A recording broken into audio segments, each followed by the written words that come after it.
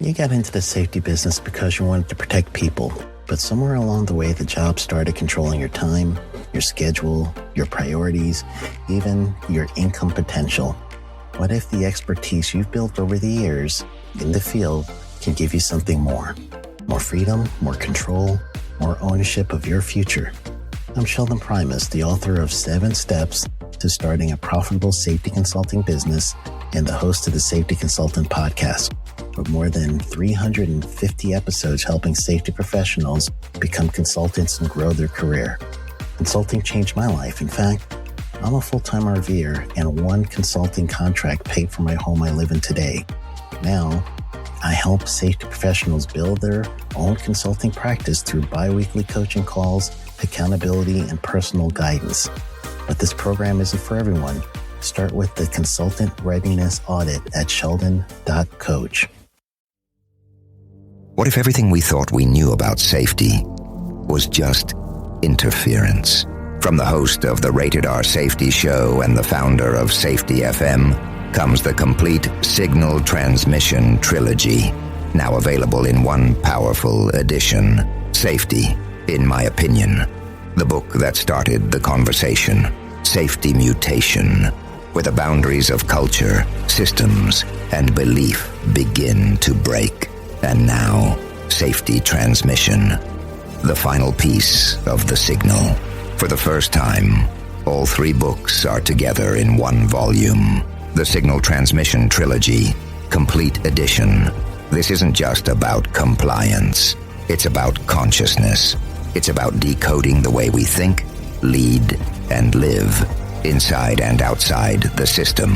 Whether you've been following the signal since the beginning or you're just now tuning in, this is the version to own. Search Signal Trilogy on Amazon or visit safetyfm.com to get your copy now.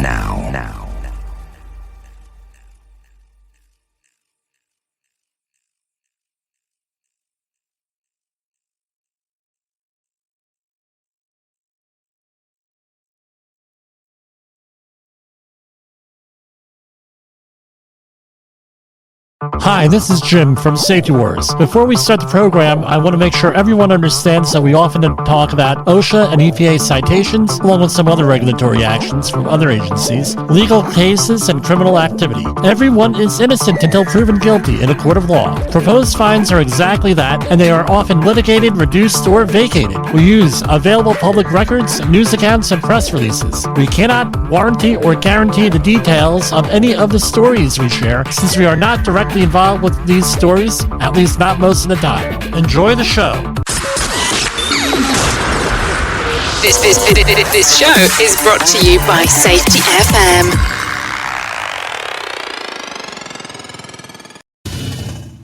And from the border of liberty and prosperity and the highway to glory, this is Safety Wars. Or Houston.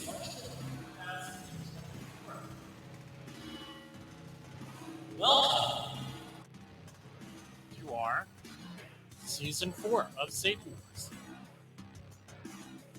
Hopefully I got that echo out of here. I'm not hearing it in the headphones. Anyway,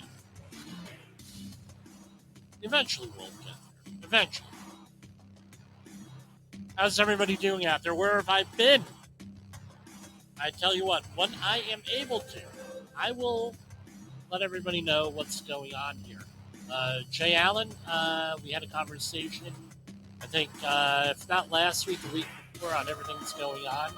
And we had a lot of stuff going on out there that we missed, but we're going to be covering a little bit each day. So what are we going to talk about? We're going to talk about the Great Reset. What exactly is that? What are people talking about with that? Is that safety related? Yeah, it is. Well, it has a lot to do with safety. International law, right? Financial safety, psychological safety, not going nuts. The election coming up in 2024.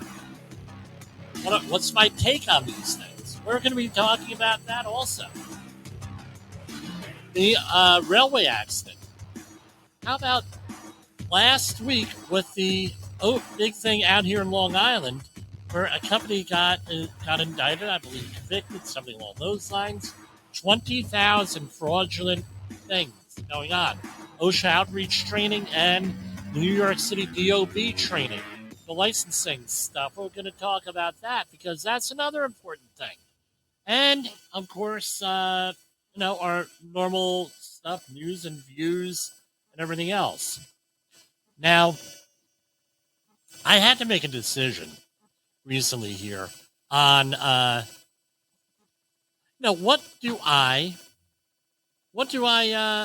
I going to do here with a lot of the information I have? Where am I coming from? How did I come up with this whole thing on, safety wars? Where am I coming from? What kind of environment are we doing? And we're going to talk about some of that a little bit more. And the reason being is this. All right. A lot of us are out there, and I always say, with the commercials here, right? I have the hop announcements. Now, for those people out in behavior-based safety land, where we're calling out to you, and make sure you have out your secret decoder ring, right? And we'll talk about that here. Here, let me play one of these. I always have this. Here, hold on. We're ready to go. We'll have our Monday clip here. This is Safety Wars, broadcasting to our brothers and sisters in the occupied territory of behavior-based safety. Get out your secret decoder ring. Here is your nightly message. Human error is normal. Human error is normal. So, all right, so that's an important thing because a lot of the people that we deal with, a lot of our colleagues and friends in the industry, they're not working with HOP. They're still working on behavior-based safety. You can say, well, Jim, what's the issue? Blah, blah, blah. What's it to me and everything else? It's an important thing here it's an important thing because they're creating a very hazardous environment for the safety professional. Well, what do you mean, Jim? Hazardous environment. There's a reason why a lot of us are hated in this field. There's a big reason why. All right? And that is because we have unreasonable expectations of things. So we're going to talk about that for a minute. So, for example, I have a client now that needed a health and safety plan written, fall protection plan. And with me, I have a company policy where I am only going to write safety plans that people are actually going to follow. All right? Someone is not going to read for an activity a 75 or 80 page plan. A worker is not going to do that. But a lot of our construction jobs out there require health and safety plans with a lot of filler material that are 75 or 80 pages long. I try to avoid writing this stuff. I had a conversation with a lifelong friend of mine, basically lifelong. I've known him since I'm 13 years old. My birthday's in October. I met him in freshman year of high school. And, we were both 13 at the time, and we're not 13 anymore. So this is going on. This fall will be 40 years. And he is one of the heads of a fire department you've heard of. All right. The city he is the fire, one of the fire in the fire leadership is a city you've heard of. Anyway, we had this conversation. Jimmy, how long should a safety plan be? And I said, look, you have three basic types of safety plans. You have the 75-page plan, right, which nobody is going to read. Sometimes it's more than that. I've had plans out there, especially when you go into third-party auditing, that are hundreds of pages long. No one's going to read that crap. No, it's not going to happen. So what I try to do is I have the big plan with all the regulatory requirements. Then I have a smaller plan that might be site-specific. Then even a smaller plan where we would call, if you're in the Army Corps of Engineers world, an AHA, or something along those lines. JSA, AHA, activity hazard analysis. That's what I have. All those other plans, yeah, they're nice to have, and they're good for attorneys, especially if you get into litigation, and maybe a little bit of training if you want to do that. But you have to have a plan in place. That's what the job hazard analysis is for. You have a plan in place that people are actually going to use. That's not going to be shelved somewhere. And that's really the plan there that I try to get to. I try not to I try to have a very a plan that's going to relatively be able to be read by anybody on the job, followed by anyone on the job, and is right and along those lines. So I get a client, right, had asked me to write a plan, and it was a subpart R plan for steel structures, and basically it was a 2-page plan. That's what it was, and then we had attachments with like instructions for how we're going to be assembling rack systems and how we're going to be using some tie-off systems and some fall protection stuff, things of that nature. The whole thing came out to like 40 pages. A lot of that, you're not going to go through page by page. This is how you turn a nut, things of that nature. That's not going to happen. So what we ended up doing was they accepted the plan. They said, well, now we want a fall protection plan. This is an example of what we're looking for. It's like a 150-page plan. I'm like, who's going to read this? Nobody. What, to make ourselves sound good now? And this is the kicker. They told my client to go out and get competent person training, EM 385-1, competent person training. Okay. They go out there and he gets the EM 385 training. And then they say, well, no, it can't be online. So this dude just wasted 24 hours of his time. Because he even asked. And this is the kicker.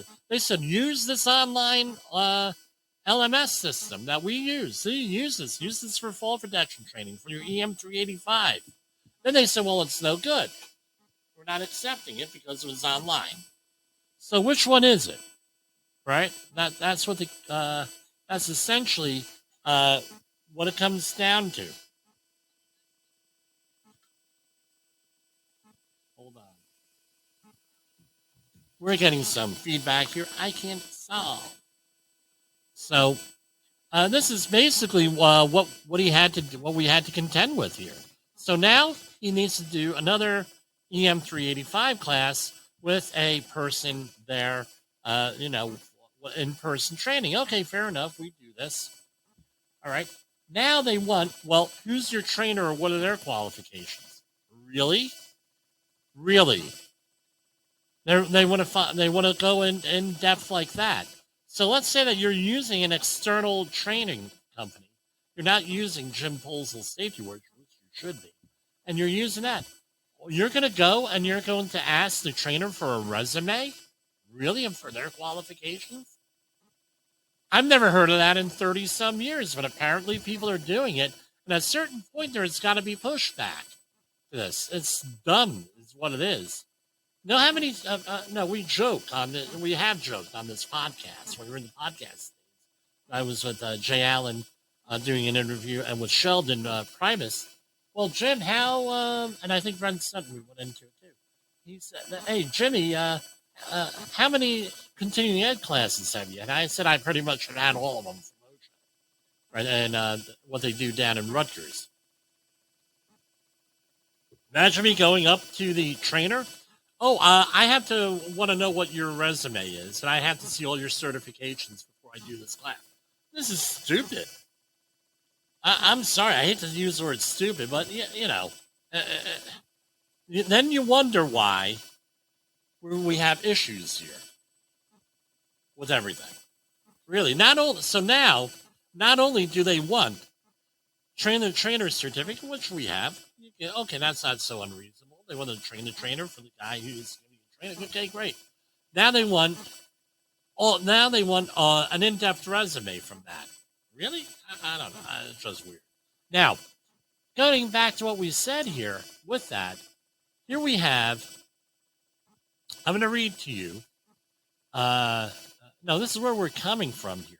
And this is the epitome of blame the worker here, what I'm reading to you here. And this was sent to me by somebody. And I'm familiar with this facility. Okay. At a certain company, we have had, and I'm not mentioning the name of the company, we have had an alarming number of first aid injuries since the start of 2024, many of which happened during simple or routine tasks. Familiarity is often viewed as a positive thing. Okay. However, familiarity can sometimes be our enemy. Familiarity can cause us to overlook how dangerous some things really are. For example, something as simple as where and how you position your body can be the difference between going home safely or being injured. Most of our injuries this year and in years past have occurred by performing routine tasks. These tasks are perceived as low risk, but having had the most impacted individuals not leaving here the same way they came in. We often take for granted the tasks we perform on a day-to-day basis. We assume that the way we do something is the safest way simply because that's the way it's always been done. Okay, I agree with it. No, that's not a good thing. Hey, this is the way we've always done it. Well, that's a dangerous thing. That means there's no improvement, right? Which we don't want. However, there are likely ways to reduce or eliminate the potential risks together. When approaching a routine task or a job that you have performed numerous times, make sure to take a moment and evaluate what could go wrong. Position yourself to avoid the line of fire. Set up the job right the first time to avoid shortcuts being taken. Always ask and answer the following 3 questions. What is the job I'm about to do? How can I or someone else get hurt? What actions am I going to take to prevent getting hurt or hurting someone else? Okay, here's a couple of points to this. There's only one. There's say, Jim, it's only one document. Okay, great. One document. I got another one here for you. All right. Okay, I get it. One document. Fine. How about a pattern of blaming the worker here? I don't hear anything in here as to management maybe encouraging the setting up of work safely. They're relying on the worker, and they're relying on the worker on the tool end, who is usually the most unempowered, uninspired person to work safely. Because what are they doing? Hurry up, hurry up, hurry up. Get to work, get here, get there. You're blowing the budget. You're doing this, do that. Right. The incentive is to get, I don't care what type of environment you're in. The incentive when you start off on that thing is to blame the worker and rely on the worker doing the whole thing rather than setting and working safely, rather than setting up a system, right? With the Jens Rasmussen modes of work, right? Where you're going to have a high familiarity with the task, and you're also going to have a low attention span here, which leads to the least amount of human error. That's how you want to set up the working environment. You want to set up a system. So you're in there, everything's going right. My question is this: what kind of management knows that this kind of stuff is going on and doesn't do anything about it? Meaning, take the bull by the horns. Say, hey, let's see what's going on. How can we do this safer? Rather than relying on the worker who has no authority or anything else to work safely sometimes. That has no incentive on that. And now every one of these is we're going to rely on the worker. What is the job I'm going to do? How can I or someone else get hurt? What actions am I going to take to prevent getting hurt?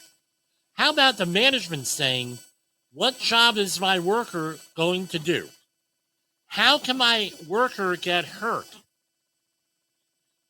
Maybe I could go and ask the worker and consult with the worker. Hey, what are you doing?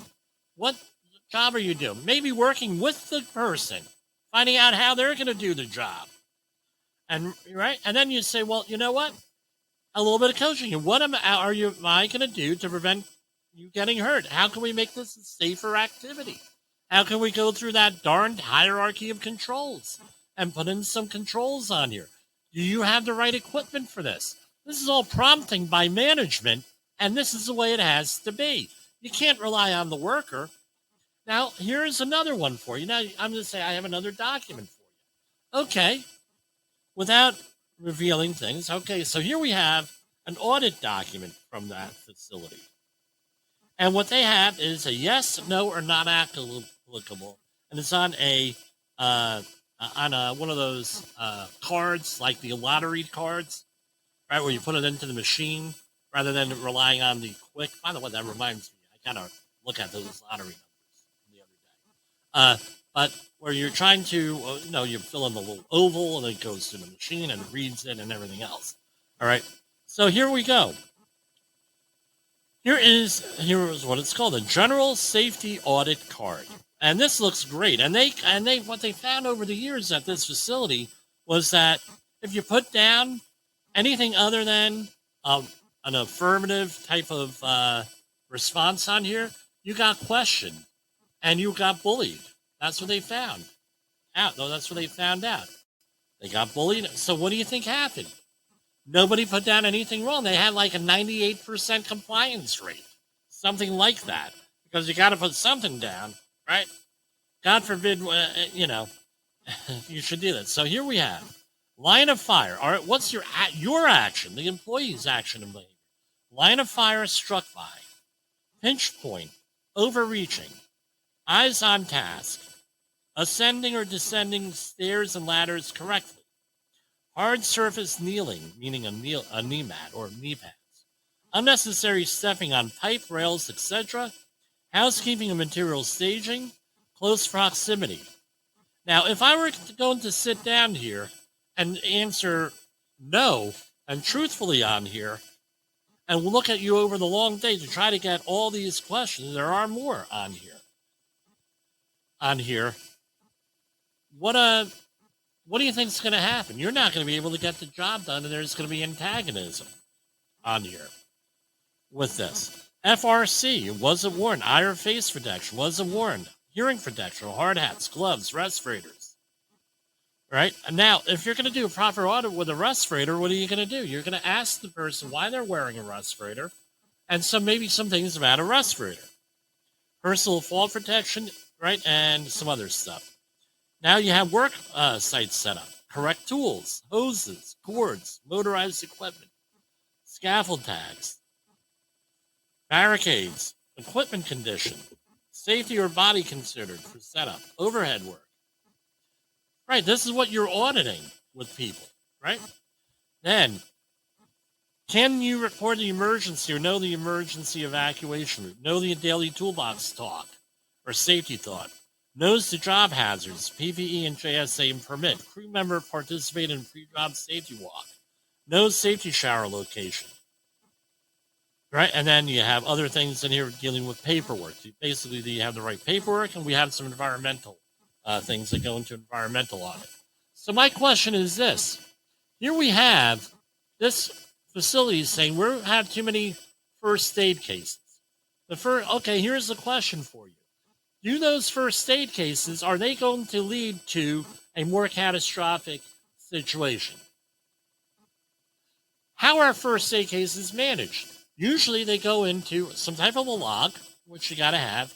Maybe depending on the first aid case, you're going to do an investigation because some first aid cases could be a leading indicator of some bigger problem, but not all of them.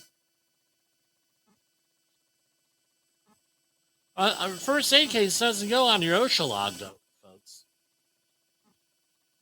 Right? Maybe if you see one activity and, you can use your common sense here and develop a trend, you can do that. But that's not what they do at this facility. And that what historically, believe me, historically, that's not what they've done at this facility. And this is not unique for this facility. I'm not picking on this facility. This is just what I have information on. Right? This is a very common thing. We're going to count first aid injuries. So what do you think when you're counting first aid injuries? They've had all these first aid injuries. Do you think the first aid injuries ever going to be reported? Probably not.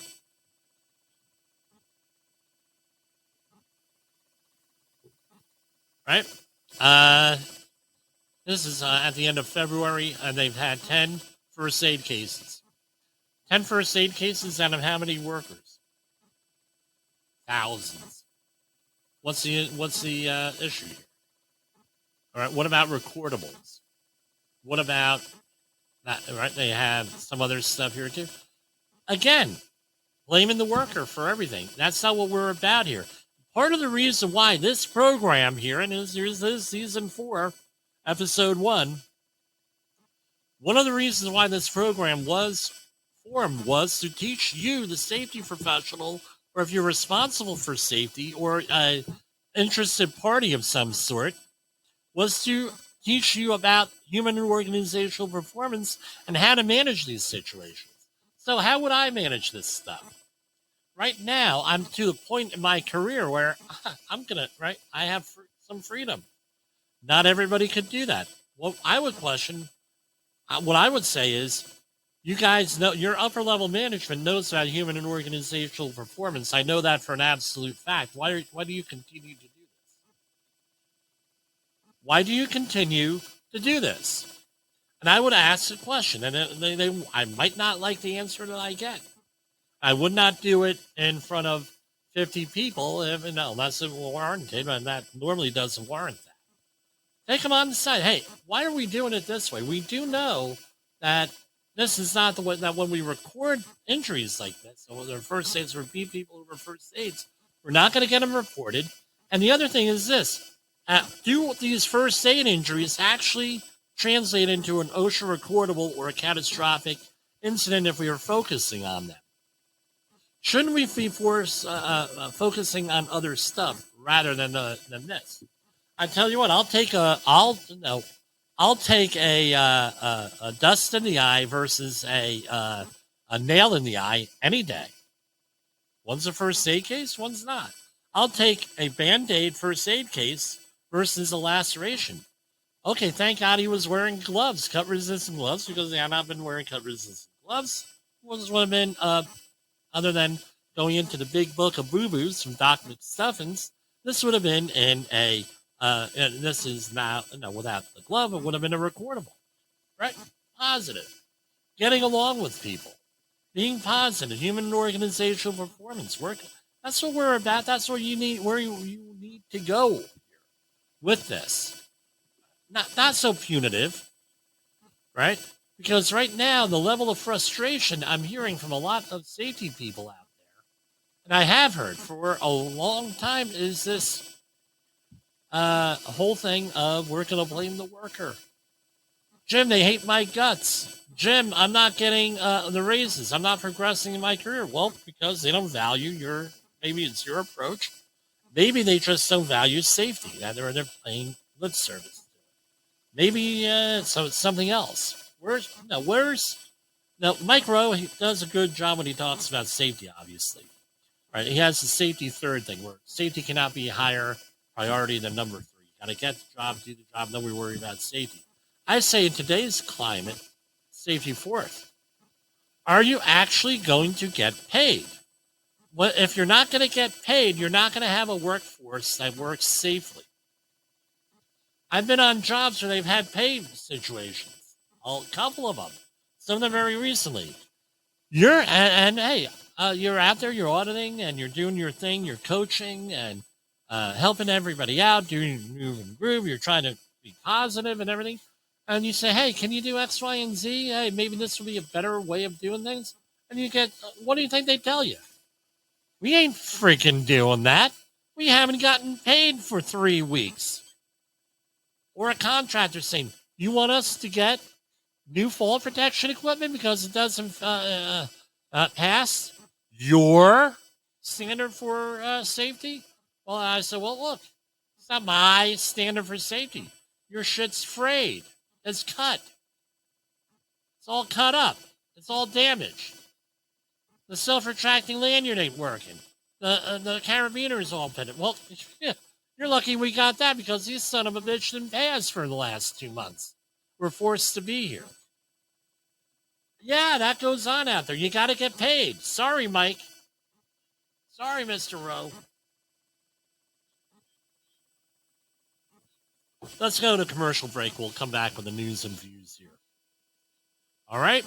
And, here we go.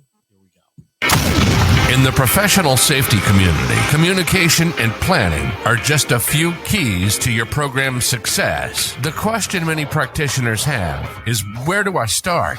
Dr. Jay Allen, the creator of the Safety FM platform and host of the Rated R Safety Show, has built a global foundation to help you along the way. Go to safetyfm.com and listen to some of the industry's best and most involved professionals, including Blaine Hoffman with the Safety Pro, Sam Goodman with the Hop Nerd, Sheldon Primus with the Safety Consultant, Jim Pozell with Safety Wars, Emily Elrod with Unapologetically Bold, and many others. As individuals, we can do great things, but as a team, we become amazing. Dial into safetyfm.com today and surround yourself with a powerful force of knowledge and support.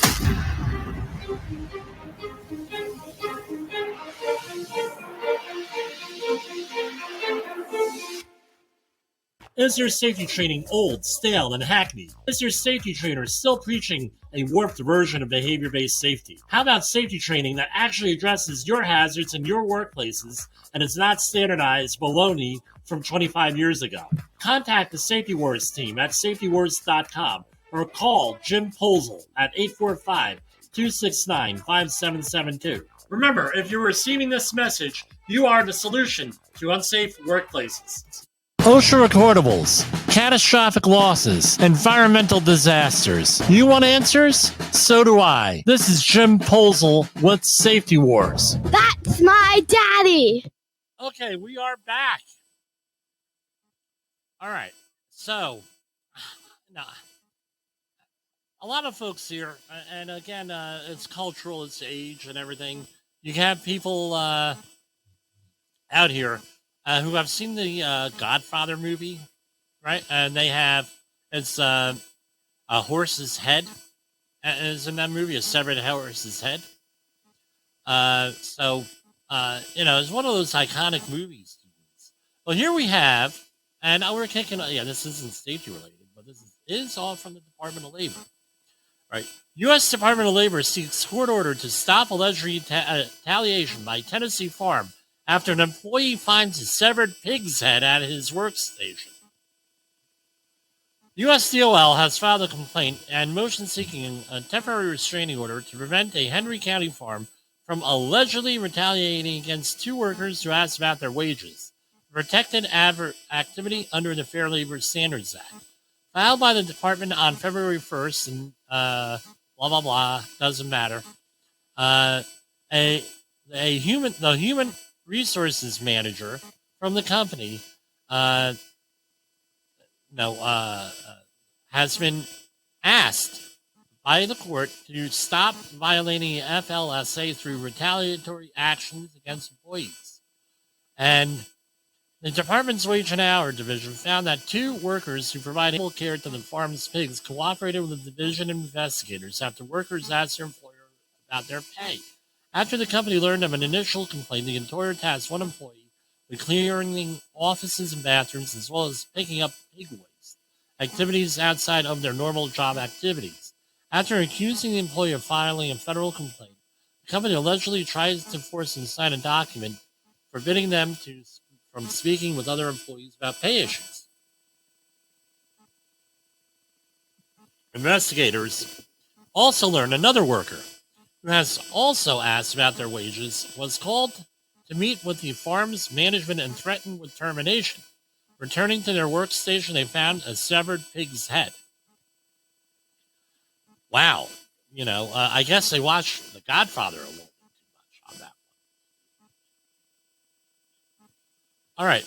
This is from Macon, Georgia. U.S. Labor Department cites a Macon plumbing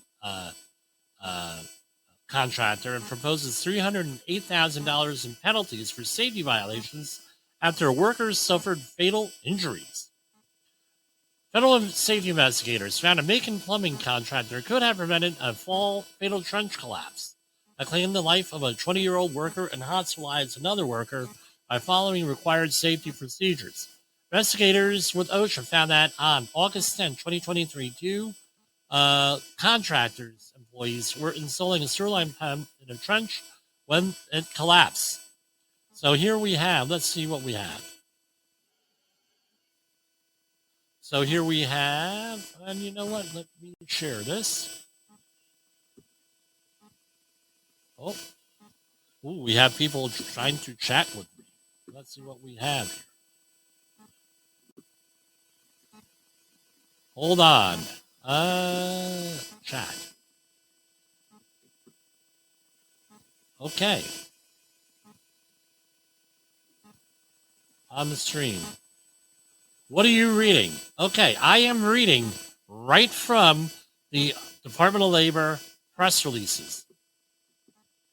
So that's all open source, and I'll be sharing them with you right now. So hold on.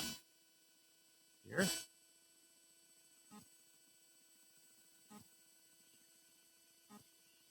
Right, so all of this stuff, again, let me explain it to you. The Department of Labor puts out press releases as well as OSHA. All right, so that's probably a good thing that I explained that. So sorry about that, guys, for the interruption, but it's an important interruption. Where am I reading from? Department of Labor. All right, so here is and if you're looking on the stream here, citation, notification, of penalty to this company. And let me remind everybody, everyone is innocent until proven guilty in a court of law. A lot of these fines and citations, these are proposed. This is not the final thing. They may get litigated, vacated, reduced, or any combination thereof on here. So, again, here we go. Citation 1, item 1, serious. 1926.21, the employer did not instruct each employee in the recognition and avoidance of unsafe conditions. So no training. How is this normally handled is with a job hazard analysis, among other things, right? What's modern way of handling it? 11,292. That's why that JHA is so important. Citation 1, item 2, type of violation, serious. Employees were permitted underneath loads handled by lifting or digging equipment. $11,292. Citation 1, item 3. Materials and equipment used for a detective system were not free from damage or defects that might impair their proper function. Excavation located on Massey LN on August 10th. The employer exposed employees to cave-in and engulfment hazards inside a trench, and that it failed to provide a trench shield free of damage and defects. Another $11,292. Citation 2, item 1. Willful, serious. So they put up a system, a trench box or something like that, right? That was not, here it is. The employer deviated from the specification, recommendations, limitation determined by the manufacturer of the shoring used to protect employees performing sewer line installation while working inside a 21 feet deep trench excavation and did not request a written approval from the manufacturer exposing employees to engulfment and struck by hazards. $161,000 fine. That's almost the maximum, I think, on that. But now, let's think about this. Who has to be the person to do this? Probably should be initiated by the competent person, but addressed by a qualified individual of some sort. Not the same thing, right? Can a qualified individual be a competent person? Absolutely. Can a competent person be a qualified individual? Maybe, maybe not. Okay, and here we have employees who are not protected from the hazard of cave-ins when entering or exiting the area protected by shields. So this is what happened was they were working or exiting the trench outside the trench box. Very common thing. $112,926 for a grand total of proposed fines $308,000, $308,125. All right. Okay. All right, my mic is buzzing. Okay. I tell you what we're going to do. I'm getting more on that. I tell you what, we're going to go to commercial break for an extended commercial. Let me grab another microphone here. Hang on. In a world where danger lurks in every corner, one man stands as a beacon of hope. Jim Polzel, a veteran safety expert with over 3 decades of experience, now bringing his knowledge to you with Safety Wars. Engaging, informative, and always relevant, that's Safety Wars. Join a safety revolution with Safety Wars, available on Spotify, Apple Podcasts, YouTube, and wherever you get your podcasts and videos.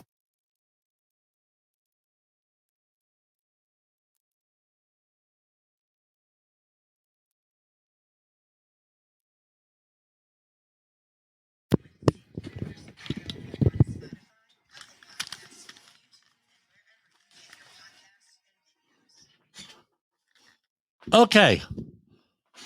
I am fan. How does that sound to you now?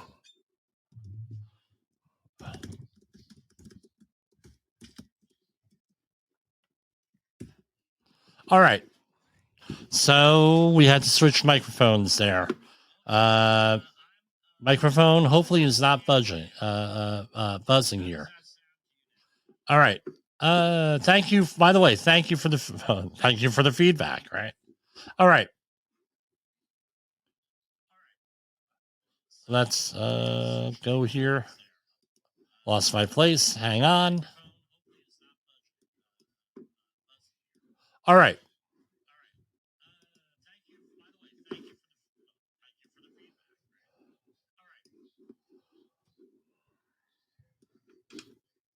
All right.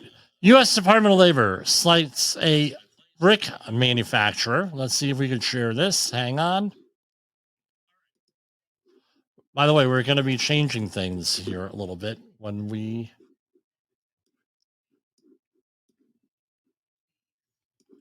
All right, here we go.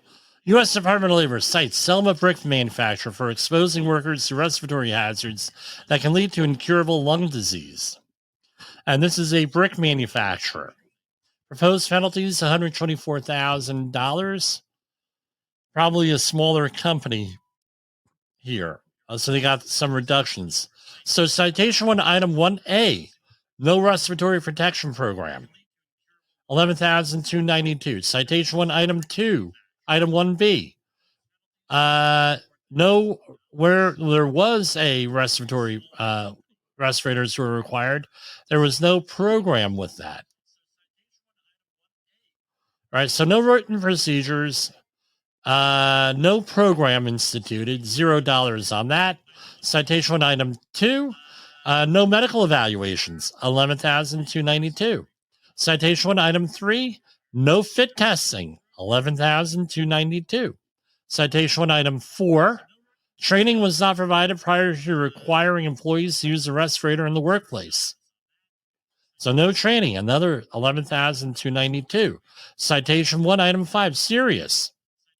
No air monitoring, apparently. Apparently OSHA did their own air monitoring is what I'm reading here. And with this, another $11,292. Citation 1, item 6. The employer did not perform initial monitoring, right, with that and exposed the employees above the PEL, $11,292. And these are all restful crystalline silica had violations here above the levels here. 11,292 for that. No monitoring. Citation 1, item 8A. No regulated area for this area. Another 11,292. Item 1, citation 1, item 8B. No signs. Right? Serious. $0 they got them on. And here is type of violation serious. No work practice controls, meaning increased ventilation or anything like this, 11,292. Citation 1, item 10, no medical surveillance. Again, employers like, we got to do medical surveillance with this. And yes, you have to do medical surveillance with this stuff. I always shared, and I shared it again. Like I always have. We had somebody with a paper mask at my mother-in-law's funeral, carrying the coffin, who went into some type of a seizure with that paper mask on, a little imitation mask. Went into a seizure, dropped the coffin. I know on paper that could work, and that might happen, but I actually saw it. The employer did not ensure that each employee covered by this section can demonstrate knowledge and understanding in the following: the health hazards associated with respirable crystalline silica, going on and on, 11,292, for a grand proposed total of $124,212. Okay. Here we have U.S. Department of Labor cites Alabama electrical contractor after 22-year-old worker suffers severe burns at an Auburn job site. All right. At Camp Hill, a Camp Hill electrical contractor could have prevented a 22-year-old electrician from incurring life-threatening arc flash burns. Arc flashes, very hot. Basically, if any of you guys are Star Trek fans, right? I don't have. Hold on, right here. Hold on.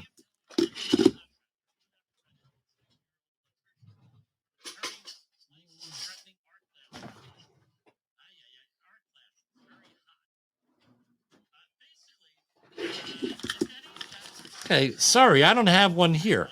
They have a weapon called a phaser on Star Trek. Yes, I have a phaser. That's part of cosplay, Halloween costume. All right, plastic, Type 2, right? Original series. Anyway, often what happens in Star Trek, someone gets shot with a phaser and they vaporize, right? If it's set to kill, right? So with an arc flash injury, often it's extremely hot. We're talking like 20-some thousand degrees Fahrenheit and a very small area. That's when there's a gap between two electrical conductors, two electrical wires sometimes. And electric goes from one to the other, and it causes heat and a shock wave. And what that's basically it. It's more complicated. I know we'll get comments on that. And what ended up happening was, what could happen is it actually vaporizes the human body on that.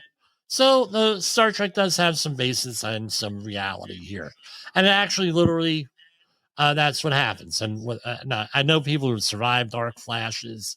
This is not very nice, obviously. And, anyway. So here we have a proposed fine, right? Electrician incurred life-threatening arc flash burns. Yeah. Right. So usually they're 4th degree burns on up with this. We hope the guy survives and makes a complete recovery here. The employer did not instruct citation 1, item 1, 6,452. The employer did not instruct each employee in the recognition and avoidance of unsafe conditions and the regulations applicable to his or her environment. Again, this is usually handled by a job hazard analysis with this, if not some type of a safety meeting in the morning. And again, this has to be in writing to prove that you did it. $6,452. Citation 1, item 2A, serious. The employer failed to provide employees working on a live electrical cabinet with PPE. $6,452. An arc flash suit. Citation 1, item 2B, this was 0. No hard hats. Citation 2, item 1, this was a big one, willful. The employer permitted employees to work in close proximity to energized, unguarded, and ungrounded electrical power circuits, and that the employee could contact in the course of their work. $80,662. Total proposed penalties, $93,566. U.S. Department of Labor cites a making plum. Okay, we already covered that one. Next, U.S. Department of Labor finds a Wisconsin wood flooring manufacturer continues to expose workers to multiple hazards at a plant.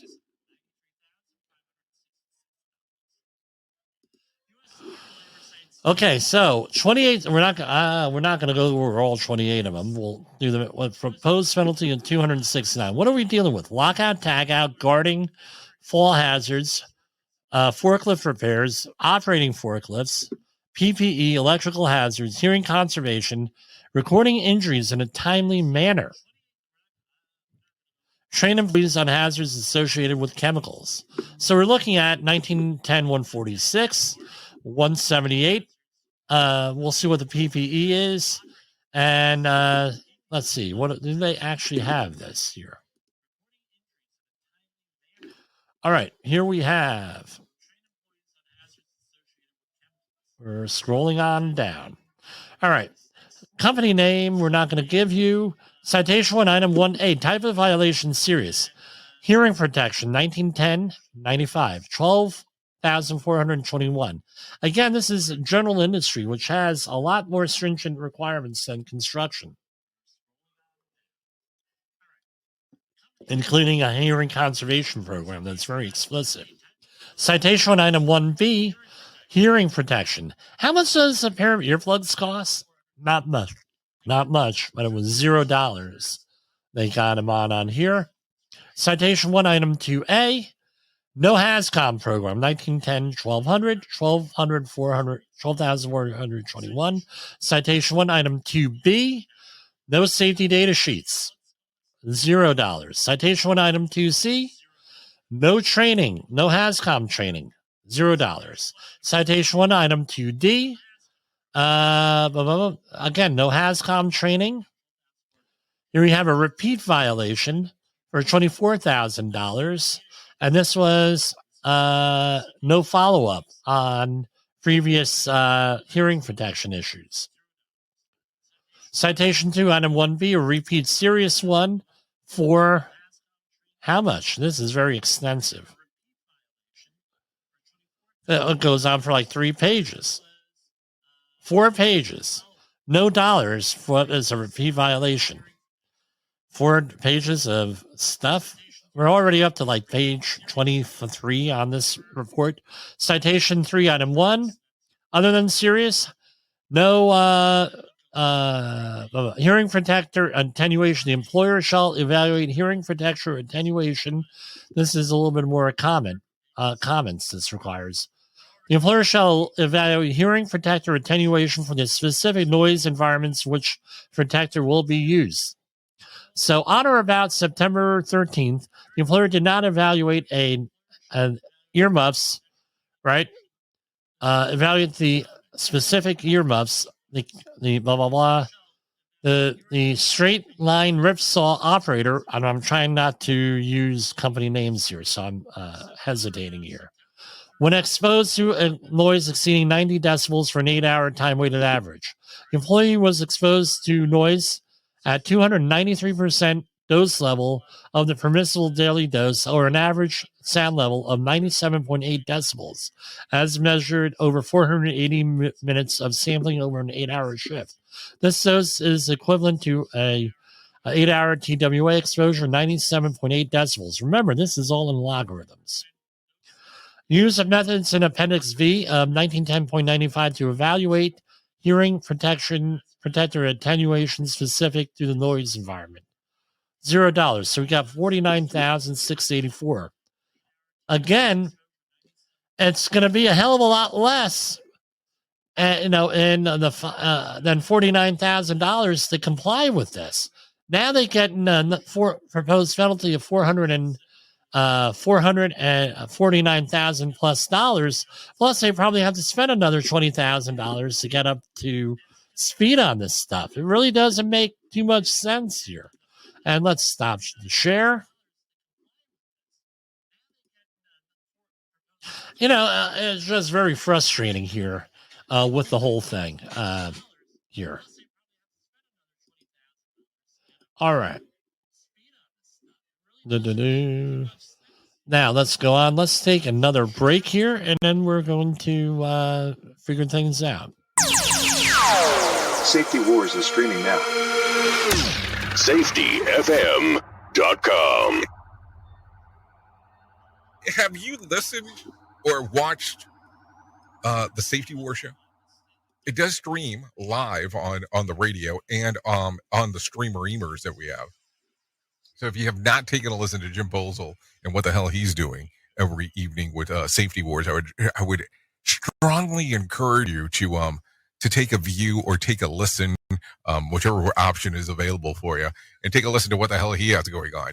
It will take some deep dives and some information that you might be interested in. Safety Wars is streaming now. SafetyFM.com.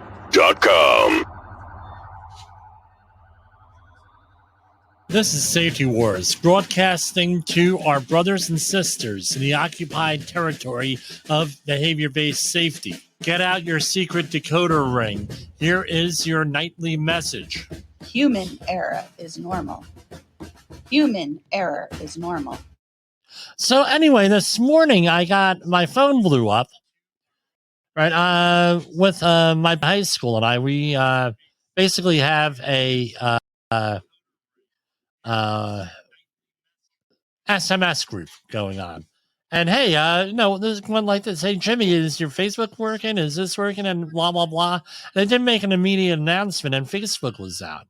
And so thank God we're from Gen X here, right? We don't need Facebook. But people are freaking out. This goes to what happened a couple of weeks ago with the AT&T outage. AT&T, and I believe it was T-Mobile, with the cell phone.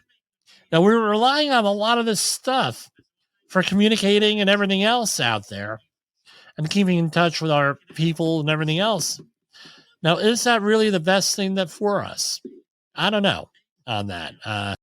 With that. So the question is, what are you going to do? How are you going to what are you going to do about it? How are you going to, what's your communication like? What kind of capacity do you have? This all goes into emergency management, emergency response, disaster preparation, and everything else. Again, mass media keeping keeping us on edge here with this, and why? To manipulate us. Same as everything. And have you seen the previews for the upcoming release of A24's Civil War? So this is from the writer-director Alex Garland, who wrote Ex Machina. Imagines a near future dystopia where the United States has been torn apart under the authoritarian rule. This is from the Hollywood Reporter today, of a three-term president. Right, the story follows a journalist, Kirsten Dunst, as she makes her way across freshly divided states of America. And again, we're at each other's throats in this country over the last really 14 years. You ask me, it's been going on a lot longer. It's just that people have been paying more attention over the last 14 years here. We were talking about this years ago, where we were going to eventually have some type of civil unrest and fighting in the streets. Guess what? 2020 proved that. I don't want to see a civil war. Another one, there are some people who are on both the left and the right who idealize a civil war. Guess what? It's over. Game over. We go into a civil war. Game over if you start to use political violence. Game over on this. But apparently this civil war seems to have been very timely. It got people up in the thing, and we're going to do a movie review. Right now, I am doing a slow watch of Oppenheimer, right, here on with that. And it's like, well, Jim, why are you doing that? Many years ago, I worked at a facility where they were selling the patches from the Manhattan Project, right? Reproductions, not original patches. And when I was cleaning up this weekend, I came across the patches, and I said, oh, maybe I should watch the movie, right? What a more timely thing to have other than, to have, right? Put on, watch, because they've been nominated for some awards over the weekend, Academy Awards. Again, that's where we're at. So I want to thank everybody here for supporting me over the last 3 seasons. It's like a 313th program here. Again, we're going to be up and running and getting things done here with, more often. We're going to be out there. My life is starting to calm down a little bit here. Things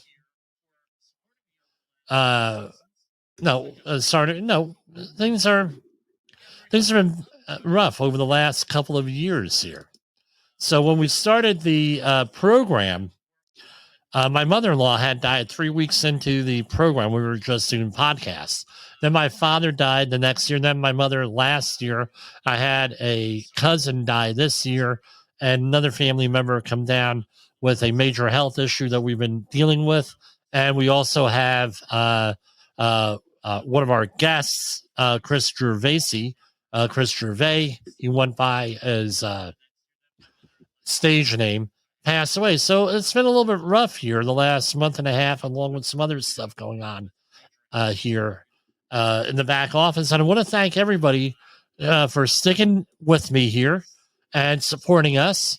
And we're only getting better here with this. We have a lot to look forward to in our next year of broadcasting here.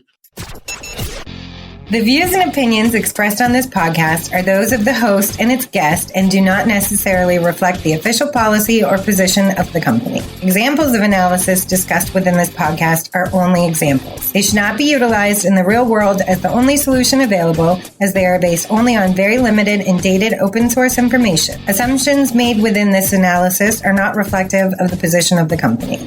No part of this podcast may be reproduced, stored in a retrieval system, or transmitted in any form or by any means, mechanical, electronic, recording, or otherwise, without prior written permission of the creator of the podcast, Jay Allen.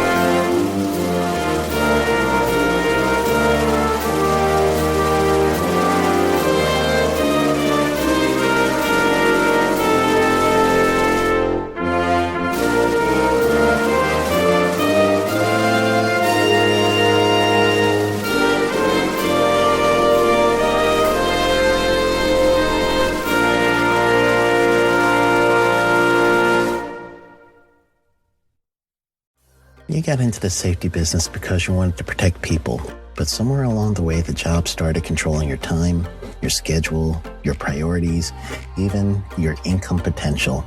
What if the expertise you've built over the years in the field can give you something more? More freedom, more control, more ownership of your future.